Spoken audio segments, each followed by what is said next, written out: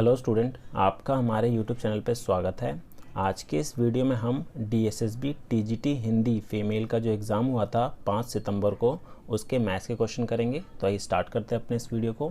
तो first question हमारा है, इसमें बोला गया है कि दुकान में 21 श्रमिकों का औसत भार जो है वो 45 किलोग्राम है। यदि दुकान प्रबंधक का भार शामिल किया जाता है तो औसत में 3 किलोग्राम की वृद्धि होती है, तो प्रबंधक का भार क्या है। ठीक है, तो इस टाइप के क्वेश्चन को किस तरीके से सॉल्व करना है। अब देखिए यहाँ पर बोला है कि 21 श्रमिक जो हैं उनका जो एवरेज है, औसत जो है वो 45 दे रखा है। ठीक है, तो हम क्या करेंगे, 21 लोगों का कुल भार निकालेंगे। उसके लिए हम क्या करेंगे, इनको गुना कर देंगे। तो अगर मैं 45 को 21 से गुना करूँगा तो मेरे पास जो आंसर आएगा वो क्या हो जाएगा, वो हो जाएगा 945 हो गया। ठीक है, अब ये जो 945 है वो 21 लोगों का भार है कुल।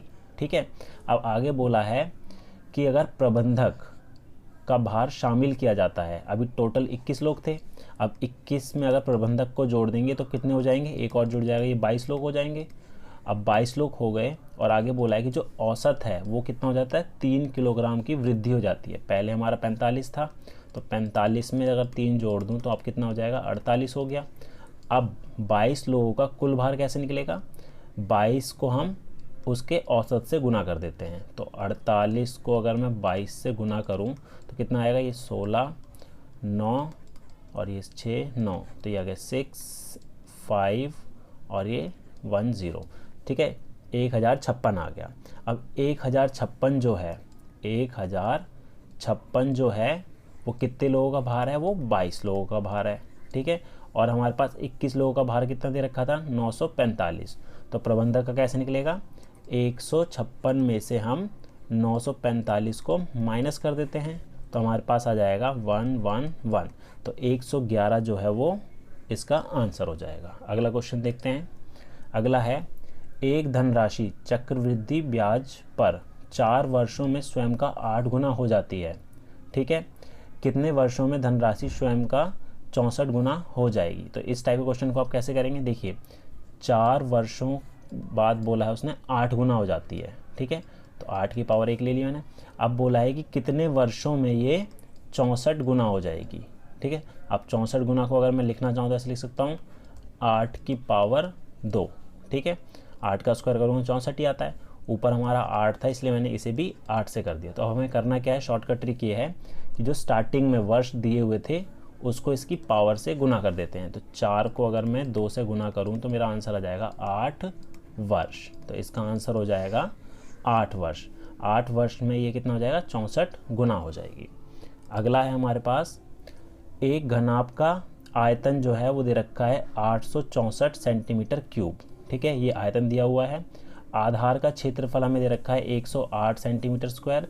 तो ऊंचाई बतानी है। तो देखिए घन जो हमारा है इस तरीके का दिखता है, घन हमारा ऐसा होता है और घन की सारी भुजा क्या होती है, बराबर होती है। अब आयतन के लिए हमें करना क्या होता है, आयतन जो होता है वो होता है आधार का क्षेत्रफल, आधार का क्षेत्रफल गुना ऊंचाई। यहाँ पर तो लंबाई, चौड़ाई और ऊंचाई सब इसकी बराबर ही होती है। ठीक है, तो हमारे पास आधार का क्षेत्रफल दे रखा है 108। तो 108 गुना ऊंचाई निकाल ली है, h ले लिया उसको मैंने, और आयतन दे रखा है 864। तो h हमारा कितना आ जाएगा, 864 बटे 108 कर देंगे। और इसको अगर मैं सॉल्व करूँगा तो मेरे पास कितना आ जाएगा, सॉल्व करने के बाद आ जाएगा 8 सेंटीमीटर। ठीक है, तो इसका आंसर हो गया 8 सेंटीमीटर इसकी ऊंचाई हो जाएगी।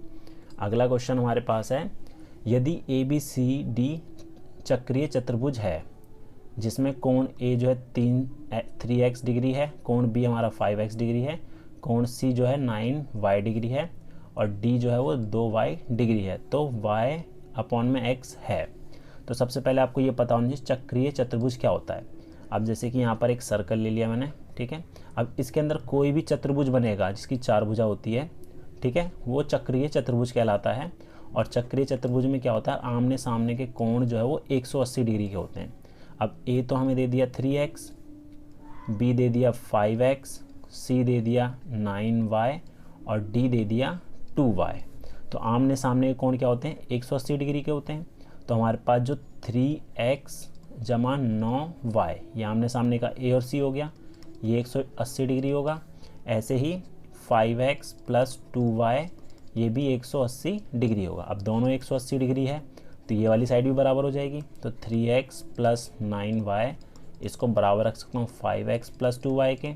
ठीक है, तो अब क्या करते हैं, y वाली टर्म को एक साइड ले लेते हैं, तो 9y माइनस 2y हो जाएगा और 5x, ये 3 इधर आएगा तो माइनस हो जाएगा। ठीक है, तो ये हो जाएगा 7y इक्वल टू 2x। हमें निकालना है y बटे x निकालना है। ठीक है, तो ये निकालना है तो मैं करूँगा ये x इधर ले आता हूँ और ये 7 को उधर ले जाता हूँ, तो हमारे पास आएगा y अपॉन में x इक्वल टू 2 अपॉन में 7। तो 2/7 इसका आंसर हो गया। ठीक है, अगला नेक्स्ट क्वेश्चन देखते हैं। नेक्स्ट है, एक चुनाव में आपको 70% मत मिले और टीएमसी को शेष मत मिले। यदि आप 36 मतों से जीती तो कितने लोगों ने मतदान किया। अब यहाँ पर बोला है कि दो पार्टी है, एक तो आप पार्टी है और दूसरी टीएमसी है। अब आपको अगर 70% वोट मिले हैं तो टीएमसी को 30% मिले होंगे। ठीक है, 100 में से अगर 70 माइनस करूँगा 30 बचा। अब आगे बोला है कि जो ये आम आदमी पार्टी है, आप है, ये 36 मतों से जीतती है, तो इनका अगर मैं अंतर निकालूं 70% और 30% का, तो आएगा मेरा 40% का अंतर आ रहा है। तो मैंने माना कि जो कुल मत जो हुए वो x है, तो x का 40% जो है वो किसके बराबर होना चाहिए, 36 के बराबर। ठीक है, तो इसको सॉल्व कर लेते हैं। तो 4 से काटा ये हमारा आ गया 9, तो x आ गया हमारा 90। तो कुल मत कितने हुए, 90। ठीक है, अगला देखते हैं। अगला है, एक बस 63 किलोमीटर प्रति घंटे की गति से यात्रा कर रही है। बस को 7/2 किलोमीटर की दूरी तय करने में कितना समय लगेगा। ठीक है, तो यहाँ पर हमें स्पीड भी दे रखी है और डिस्टेंस भी दे रखा है, हमें समय निकालना है, टाइम निकालना है। ठीक है, तो टाइम जो होता है वो होता है हमारे पास डिस्टेंस अपॉन में स्पीड, जिसको बोलते हैं दूरी बटे में चाल। ठीक है, तो हमारे पास दूरी कितनी देखिए 7/2। ठीक है, और अगर मैं इसको बटे में लिखूँगा तो ये नीचे आ जाएगा 63, इसको काटा 1 और ये 9, तो 1/18। ये अगर मेरा घंटे में आ रहा है लेकिन आंसर में हमें सेकंड में दे रखा है, तो इसको सेकंड में चेंज करने के लिए हम क्या करेंगे, 1/18 को 60 से अगर मैं गुना करूँगा तो ये मिनट में चेंज हो जाएगा और दोबारा 60 से गुना करूँगा तो ये सेकंड में चेंज हो जाएगा। तो इसको काट देते हैं, 6 से काटा 6 18। ठीक है, 3 से काटा तो ये 20, ये आ गया हमारे पास 200 सेकेंड। ठीक है, तो ये हमारा इसका आंसर हो जाएगा। अगला क्वेश्चन है, 2 वर्ष पहले अमर और भूपेंद्र की आयु का अनुपात जो है 3:4 है और अब से 2 वर्ष बाद अमर और भूपेंद्र की आयु का अनुपात 4:5 है, तो उनकी वर्तमान आयु के बीच का अनुपात क्या होगा। अब देखिए यहाँ पर बोला है सबसे पहले 2 वर्ष पहले की आयु का अनुपात हमें दे रखा है 3:4 का, तो यहाँ मैंने ले लिया 2 वर्ष पहले। ठीक है, तो इस यहाँ पर कौन है, अमर और भूपेंद्र है, अमर का ए ले लिया, भूपेंद्र का बी ले लिया, तो ये हमारी इसकी 3x हो गई आयु और इसकी 4x हो गई।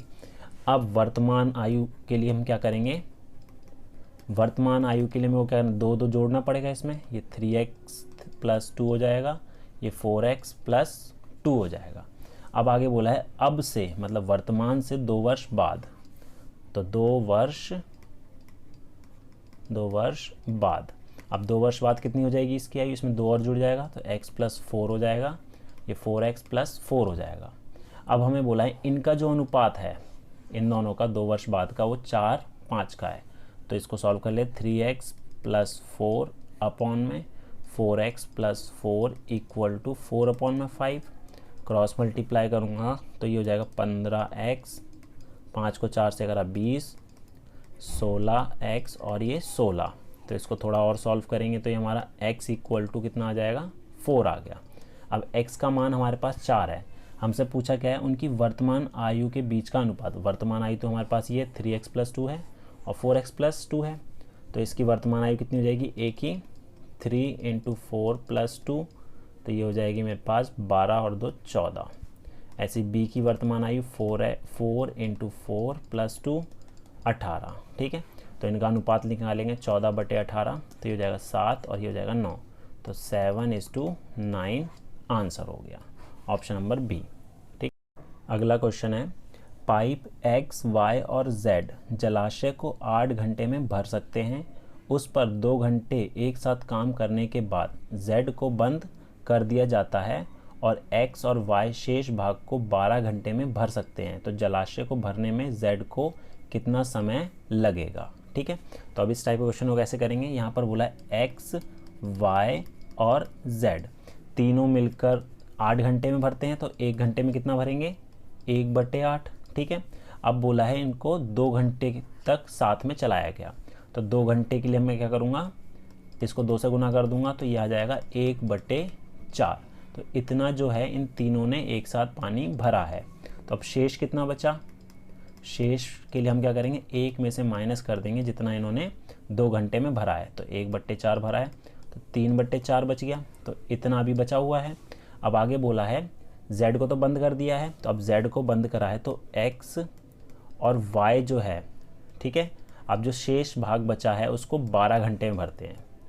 अब हमें यहाँ पर बोला गया था कि जो शेष है बचा हुआ उसको x और y 12 घंटे में भरते हैं। ठीक है, अब शेष को इतने में 12 घंटे में भरते हैं, तो पूरे को कितने घंटे में भरेंगे वो निकाल लेते हैं। उसके लिए हम क्या करेंगे, इसको भाग कर देते हैं, 12 को भाग कर देते हैं हम 3/4 से, तो मेरे पास आ जाएगा 12 गुना 4/3, तो यह आया 4, 4 चौक 16, मतलब 16 घंटे में वो पूरा भर सकते हैं। ठीक है, तो हमें पता लग गया कि x और y 16 घंटे में भर सकते हैं और तीनों मिलके 18। हमें z का बताना है, तो z का बताने के लिए हम क्या करेंगे, तीनों में से मतलब 1/8 में से माइनस कर देंगे x और y का 1/16, तो ये आ गया हमारा 16, 2 - 1 तो 1/16, तो मतलब कि ये 16 घंटे में भर सकता है। ठीक है, अगला क्वेश्चन हमारे पास है अमित A से B की यात्रा करता है और 16 घंटे में रेलगाड़ी से A पर वापस आता है। ठीक है, अब A से B तक की यात्रा करता है। ठीक है, अब A से B तक जाता है फिर B से A तक आता है, तो उसे कुल कितना समय लगता है 16 घंटे लगते हैं। ठीक है, आने और जाने में। अब आगे बोला यदि A से B और B से A की गति का अनुपात जो है 5:3 है, अगर वो A से B तक जाता है तो इसकी स्पीड मैंने ले ली 5x है, और B से A तक आता है तो इसकी स्पीड हमारे पास 3x है, और इसके दोनों के बीच की जो दूरी है वो दे रखी है 300 किलोमीटर। ठीक है, तो हमें पूछा क्या है, इसमें पूछा है A से B तक की आगे की यात्रा में रेलगाड़ी की गति बतानी है। ठीक है, तो सबसे पहले हम सॉल्व करते हैं इसे। अगर वो A से B जाता है तो हमारे पास जो समय है उसका फॉर्मूला होता है दूरी बटे में चाल। ठीक है, तो दूरी तो 300 ही रहेगी, चाल हमारी होगी 5x जब ये A से B जाता है, और जब वो B से A जाएगा तो दूरी तो वही रहेगी 300 और चाल 3x हो गई। अब आगे हमें क्वेश्चन में बोला था कि कुल जो समय लगता है वो 16 घंटे, तो इन दोनों को जोड़ देते हैं, 300/5x 300/3x बराबर 16 घंटे। तो इसको सॉल्व करते हैं तो ये हमारा आ गया 60, इसको करा तो ये 100, तो इसको सॉल्व करेंगे तो ये 160/x आ गया, और ये 16 से कैंसिल करा तो हमारे पास जो x का मान आएगा वो 16 आएगा, x का मान जो आएगा 10 आएगा। ठीक है, x तो हमारे पास 10 आ गया। अब पूछा क्या है, जब A से B तक की आगे की यात्रा में रेलगाड़ी की गति पूछी है, तो हमारा 5x था, तो 5 × 10 = 5x 50 km/h इसका आंसर हो जाएगा। ठीक है, अगला क्वेश्चन देखते हैं। अगला है यदि 52,000 रुपये को 3 वर्ष के लिए 10% वार्षिक चक्रवृद्धि दर से निवेश किया जाता है तो ब्याज बताना है। ठीक है, अब 3 वर्ष का निकालना है, तो अब हम क्या करेंगे, जो हमारे पास 52,000 रुपये दे रखा है इसका मैं 10% निकालूँ, इसका 10% जो है, ठीक है, वो हो जाएगा हमारे पास 5,200। अब इसका 10% जो है 520 और इसका 10% 52। अब हमें 3 वर्ष का निकालना है, तो हम क्या करेंगे, हम 3:3:1 इस अनुपात को गुना कर देते हैं। तो पहले को 3 से गुना करना है, दूसरे को 3 से और लास्ट वाले को 1 से। तो इसको अगर मैं गुना करूँगा तो ये कितना आएगा 15,600, ये आएगा हमारा 1560, और ये आ जाएगा मेरा 52। ठीक है, अब इसको अगर मैं जोड़ दूंगा तो ये मेरा पूरा जो आएगा वो ब्याज आएगा, जो हो जाएगा 17,200 12 रुपये। ठीक है, तो आपको ये याद रखना है, अगर 3 वर्ष का पूछता है तो आपको ये अनुपात लेके चलना है, और 2 वर्ष का अगर पूछता है तो, ठीक है, तो हमें 2:1 का रेशो लेना है। ये 2 वर्ष के लिए, और 3 वर्ष के लिए आपको लेना है 3:3:1 का। ठीक है, जितने % ब्याज बोला है वो निकालते जाइए, ठीक है, उसको गुना कर देंगे और जोड़ के जो आएगा हमारा वो ब्याज हो जाएगा। ठीक है, तो ये हमारा इसका आंसर हो गया।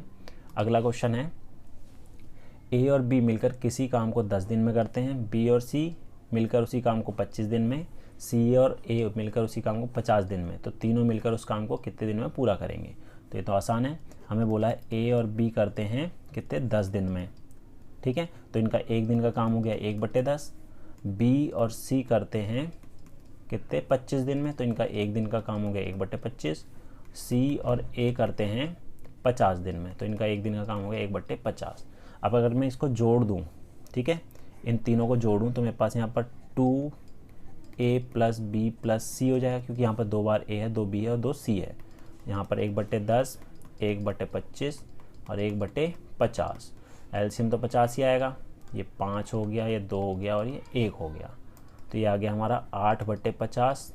ठीक है, और यहाँ पर a + b + c, और ये जो 2 है यहाँ पर डिवाइड में आ जाएगा। ठीक है, इसको कैंसिल करेंगे, 4, 1 फिर दोबारा करा तो 25, यहाँ 2 बचा, तो 2/25। तो कितने दिन लगेंगे, 25/2 बराबर की 12.5 दिन। ठीक है, तो ये थे हमारे टीजीटी हिंदी फीमेल में पूछे गए मैथ्स के कुछ इंपॉर्टेंट क्वेश्चन। उम्मीद है आपको हमारा वीडियो पसंद आया होगा। Thank you.